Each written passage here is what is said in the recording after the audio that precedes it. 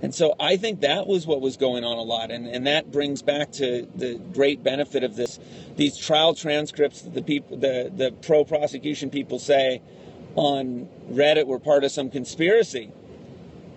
It shows in a small snippet the conversation that Jay Wilde's attorney was having with the court. And it was very interesting to me. They were talking about subpoenas and talking about how much time she spent on the case.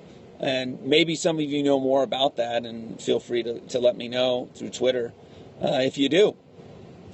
I'm going somewhere with this. Stick with me if you still are. How it relates to Reddit, Persuasion, trial lawyer. The other thing I think about Reddit that's interesting is because maybe this is just me, the format, the way it's displayed, the ability we have to drill down. The experience of writing on Reddit and reading things on Reddit and theories is similar to what Sarah Koenig talked about when she was trying to follow Jay Wilde's testimony in these cell phone calls and everything. It was, and I'm paraphrasing, it was like trying to plot the coordinates of someone else's dream. Because that's part of what we're doing, is dreaming things up. Okay, I want to say that. The video store. This video store thing, and it's talked a lot about on Reddit, this gets me back to another one of my obsessions, that the more you understand about a person psychologically, their makeup, their background, the more you can explain what happened. So why was Jay working at this porn video store? It is an unusual occupation for an 18-year-old to have, I think. And was this a matter of him cleaning up his act, or of finding customers to deal drugs, or what? There's a lot more that people think about that, but it's very interesting. And I still don't know what to think about it, but I feel like the answer is more in Jay's makeup and thinking more about that than the specifics of the video store. And I guess some of these things, what I'm saying to some of you who are listening and maybe write on Reddit, is I'm encouraging you to follow down those rabbit holes. How Jay Wilde's and his personality and what he was all about influence what we think about why he was working at the video stores and what he was doing. All right, I've got few other things and then I will be gone. Okay, so we've got the video store. Sorry. Oh, yes. Conspiracies, because accusing someone of being conspiratorial is, in a lot of cases, my feeling, the last refuge of scoundrels. It's like after you lost the facts, you don't know the material, everything's going against you, you say, well, these other people are being conspiratorial because you have to draw all these inferences, and we know that's not the way the world works. And I want to talk a little bit about conspiracies. The word conspiracy is unfortunate. It's one that I don't think we should use when talking about our own position, because it creates imagery in people's minds, or people make assumptions about what we're saying that are different than what we're saying.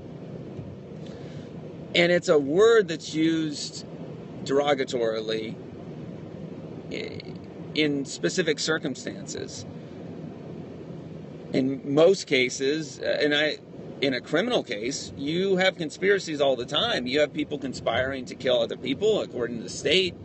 There certainly was a conspiracy between Adnan and Jay and some other people too, and no one came clean about that. They would say, I think the prosecution would even say, we recognize that the whole story didn't come out. No one came completely clean about what really went down.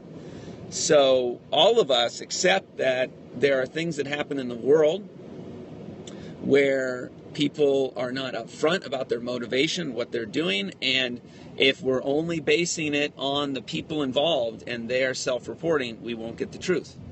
Why is it that when we take that reasoning to other things, we're conspiracy theorists? Now, I'm not saying there aren't conspiracy theorists or whatever, but my antenna goes up, the hair goes back and up in the back of my neck whenever someone says, oh, this person's being conspiratorial. I would say, well, I want to read it and see what they mean.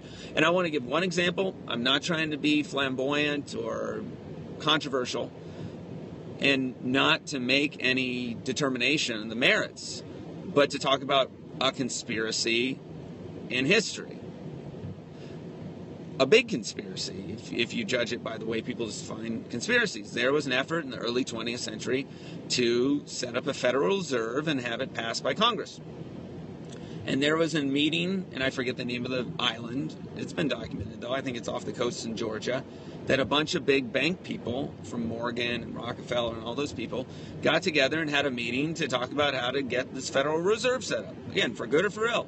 And they didn't want it publicized, and they made sure to go through all sorts of ways that it didn't get in the news.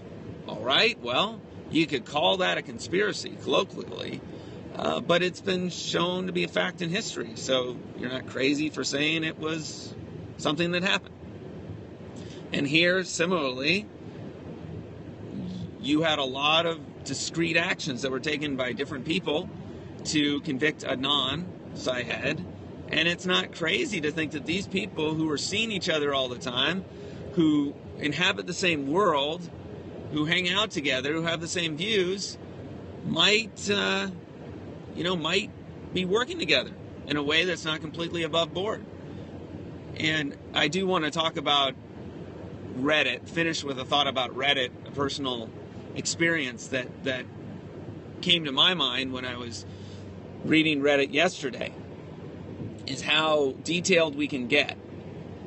So do you remember in the undisclosed, not episode 8, but episode 7 addendum, where Susan Simpson pointed out that Detective Ritz's neighbor was Jen's lawyer at the very beginning before she was officially interviewed. And I thought that was really interesting. And someone got on there and found what his address was at the time and tried to show, oh, Susan Simpson's being misleading because it's 0.7 miles away. And someone else on the pro-Adnan side showed, well, it's not that far because it's not a straight line. And they probably went to school together and everything like that, else like that. And I thought, wow, this is in the weeds. It reminded me of a case. I didn't directly work on it, but I looked at it, the factual findings and how to do factual findings after I tried my first case. Unfortunately, it was unsuccessful, but it was a case involving, it was a class action called Lancaster, and it was in the Northern District of California Federal Court in front of Judge Alsup, who the case I tried was in front of him, and he's quite a colorful, interesting character. But there were these factual findings, and it was going back and forth between the AG's side, the Attorney General's side, and the plaintiff's side, who were, I think, the Prison Law Office, one of these firms that handles a lot of stuff, class action litigation, or at least has a hand in it.